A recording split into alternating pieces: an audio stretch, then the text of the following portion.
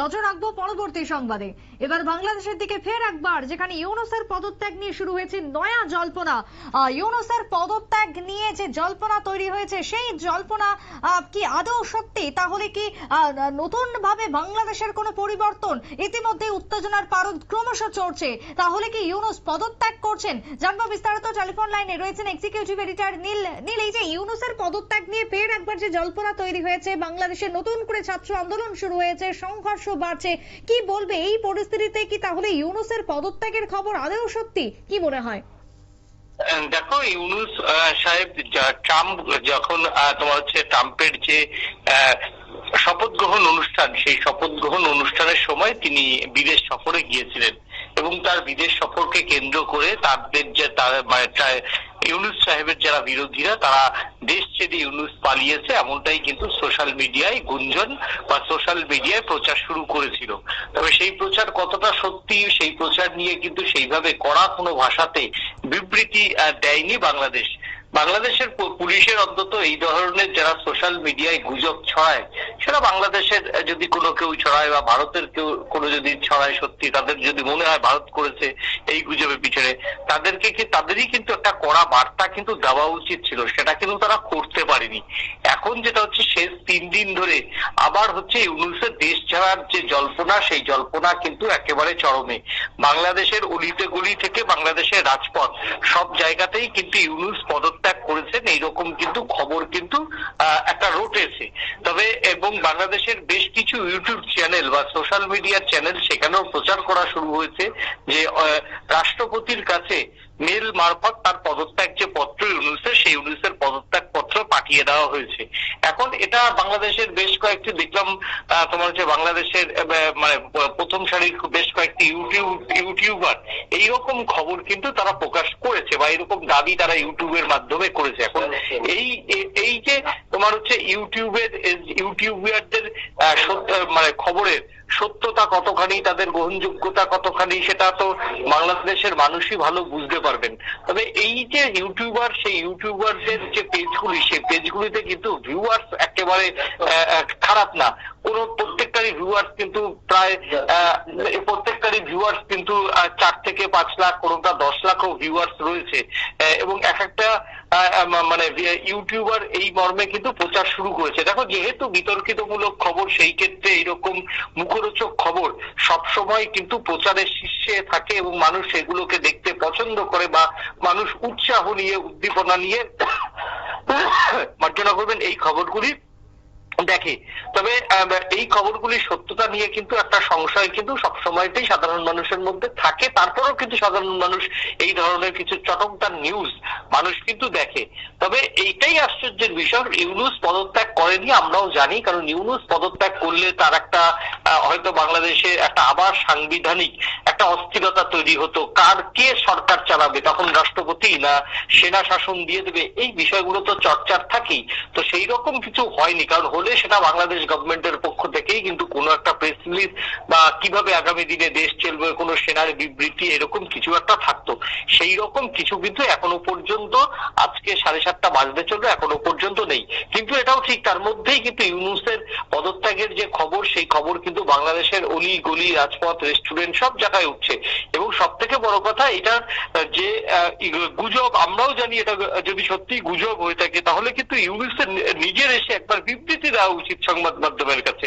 যদি নিজে বিবৃতি নাও দেয়, সেই ক্ষেত্রে সংবাদ মাধ্যমের কাছে একটা প্রেস রিলিজ দিয়ে তাদের যে তত্ত্বাবধায়ক সরকার চলছে, সেই তত্ত্বাবধায়ক সরকারের প্রধান উপদেষ্টা তিনি, তাই প্রধান উপদেষ্টা যদি এই মুহূর্তে পদত্যাগ করেও থাকে, তাহলেও কিন্তু দেশের যে অভ্যন্তরীণ রাজনীতি, তাতে তার একটা প্রভাব পড়বে।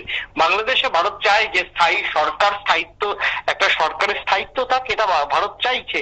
কিন্তু প্রণয় বর্মা গতকাল যে বাংলাদেশে এইরকমই কিন্তু একটা তিনি বক্তব্য রেখেছেন, কে বাংলাদেশের মসনদে ক্ষমতায় বসবে সেটা বাংলাদেশের মানুষের অভ্যন্তরীণ বিষয়। ভারত সরকার এই বিষয়ে হস্তক্ষেপ করেও নেই, কোনোদিন করবেও না বলে কিন্তু প্রণয় বর্মা বাংলাদেশবাসীদের আশ্বস্ত করেছেন। আর সেই খবর, দেখো, এই যে ছাত্র আন্দোলনের মধ্য দিয়ে বাংলাদেশে ইউনূসের উত্থান, সেই একইভাবে ছাত্র আন্দোলন দিয়ে কি ইউনূসের পতন হওয়া কোনোভাবে সম্ভব? দেখো, দেখো নতুন করে বাংলাদেশ যে অশান্ত ঠিকই, এটা দেখো এই যে ছাত্র আন্দোলন, প্রায় 5-7টা কলেজের ছাত্রছাত্রীরা যেভাবে নিজেদের মধ্যে গতকাল রাত থেকে সংঘর্ষে জড়ালেন এবং বেশ কিছু সমন্বয়ককে কিন্তু গতকাল সমন্বয়ককে কিন্তু ধাক্কাধাক্কি দিয়েছে তাদেরই একটা বড় অংশ, এবং এই সমন্বয়কদের দেখা যাচ্ছে রাস্তায় দাঁড়িয়ে তার প্রতিবাদ করতে, দেখে নেওয়ার হুমকি দেখতে। মানে এটা একটা বাংলাদেশ মূলেই মনে হয় এটা সম্ভব, পৃথিবীর অন্য কোনো রাষ্ট্রে সম্ভব কিনা সেটা আমি বলতে পারবো না। তবে যেভাবে এখন প্রত্যেকদিনই দেখছি যে লাস্ট দুদিন এই যে ছাত্র আন্দোলনকে কেন্দ্র করে বাংলাদেশে পরীক্ষা বাতিল হলো, ছাত্ররা এখন রাস্তায়, তাদের দাবি কি, কেন দাবি কেউ জানে না, কিন্তু তাদের বিভিন্ন দাবি রয়েছে। সেই দাবিকে কেন্দ্র করে আজকেও ছাত্র নেতারা অনেকেই রাস্তায় ছিলেন। তবে সেই ছাত্র নেতাদের মধ্যে হাসনাত আব্দুল্লাহ, তাকে কিন্তু ধাক্কাধাক্কি করেছে, তার নেতৃত্ব এখন সাধারণ মানুষ বা সাধারণ শিক্ষার্থীরা নিতে পারছে না, তাকে রাস্তার মধ্যেই এই হেনস্থার শিকার হতে হচ্ছে এই হাসনাত আব্দুল্লাহ। এই হাসনাত আব্দুল্লাহকে নিয়ে যত কম কথা বলা যায় ততই ভালো। তবে সব থেকে বড় বিষয় হচ্ছে ইউনূস পদত্যাগ করেছে এরকম খবর রয়েছে। ইউনূসের দপ্তর থেকে এরকম খবরের কোনো সত্যতা স্বীকার করে, বলছে তারা ইউনূস প্রধানমন্ত্রী রয়েছে, সেই মানে বিষয়টি তারা ইতিমধ্যেই প্রচার করছে। এখন প্রশ্ন হচ্ছে যে তোমার হচ্ছে সত্যি যদি তিনি অসুস্থ না হয়ে থাকেন, তিনি যদি একেবারে সুস্থ হয়ে থাকেন, কয়েকদিন আগেও আমরা দেখেছি ইউনূস আমরা দেখেছি যে ইউনূসের আমলে ছাত্র আন্দোলন বিগত 2-3 মাস আগে হয়েছিল। সেই ছাত্র আন্দোলনে কিন্তু ঢাকাতে চরম অশান্তি হয়েছিল, সেখান থেকেই নাকি নজর ঘোরাতে ইউনূস চিন্ময় প্রভুর সন্ন্যাসীকে গ্রেপ্তার করেছে এবং মোড়টা সেদিকে ঘুরিয়ে দিয়েছে।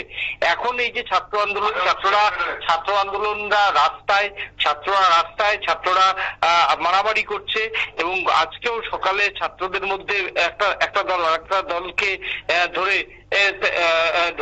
তারা মারামারি করেছে। এই মারামারিতে কিন্তু ছাত্ররা যেভাবে এখন একদল আরেক দলের উপর হামলা চালাচ্ছে, এক গোষ্ঠী আরেক গোষ্ঠীর উপর হামলা চালাচ্ছে, তাতে কিন্তু বাংলাদেশের ল অ্যান্ড অর্ডার যে সিচুয়েশন সেটা অত্যন্ত খারাপের পর্যায়ের দিকে যাচ্ছে। এখন দেখার যে এই ল অ্যান্ড অর্ডার সিচুয়েশন তৈরি করতে গেলে তাদের কিন্তু পশ্চিম বাংলাদেশকে কিন্তু অবশ্যই মানে সেনাবাহিনীকে থামতে হবে। তবে এর মধ্যে তোমাকে আরেকটা কথা বলে রাখি, বাংলাদেশ সেনাবাহিনীর অন্দরেও কিন্তু একটা জল্পনা চলছে যে বাংলাদেশ সেনাবাহিনীতেও নাকি সেনা অভ্যুত্থান হতে পারে। তাদের যে সেনাপ্রধান, তাকে সেনাপ্রধানকে সরিয়ে পাকিস্তানপন্থী সেনাপ্রধান একজন আসতে পারে, এই খবরও কিন্তু রটছে বাজারে। তো এর মধ্যেই এইরকম একটা খবর রটলো যে ইউনূস পদত্যাগ করেছে। তবে ইউনূসের তরফ থেকে এরকম কোনো খবরের সত্যতা স্বীকার করা হয়নি, এবং ইউনূসের যে দপ্তর যেগুলি রয়েছে, ইউনূসের দপ্তরে যারা আধিকারিকরা রয়েছেন তারা প্রত্যেকদিনই আসছেন, কাজ করছেন, বাড়ি চলে যাচ্ছেন, তারাও কিন্তু এই বিষয়ে কোনো শব্দ উচ্চারণ করতে রাজি নয়। বেশ, ধন্যবাদ নীল তোমায়। অর্থাৎ ইউনূস পদত্যাগ করেছে, এখনো পর্যন্ত এই নিয়ে জল্পনা ক্রমশ বাড়ছে। তবে ইউনূসের পক্ষ থেকে এখনো পর্যন্ত সাংবাদিকদের সামনে কোনো কিছুই বলা হয়নি বা বলেনি ইউনূস। ইউনূসের পদত্যাগ ঘিরে ইতিমধ্যেই বাড়ছে ক্রমশ পারদ, কারণ ফের একবার বাংলাদেশে ছাত্র আন্দোলন শুরু হয়েছে, এবং এই ছাত্র আন্দোলনের ফলে গতকাল থেকে এখনো পর্যন্ত আহতের সংখ্যা বাড়ছে। বাংলাদেশের ঢাকার রাজপথে একের পর এক ছাত্ররা আক্রান্ত হচ্ছেন, বাংলাদেশ পুলিশের প্রহারে বা মারে তারা আহত হয়েছেন। এই খবর যখন উঠতে শুরু করেছে, যখন এই ঘটনা ঘটছে, তখন ইউনূসের পদত্যাগ এবং ইউনূস যে পদত্যাগ করেছেন সেই খবরও ক্রমশ ছড়াচ্ছে বাংলাদেশের মধ্যে। তবে এখনো পর্যন্ত ইউনূসের পক্ষ থেকে এই নিয়ে কোনো প্রতিক্রিয়া, কোনো টু শব্দ করা হয়নি বলে খবর উঠে আসছে। ছোট্ট একটা বিরতির পর ফিরবো, সঙ্গে থাকুন।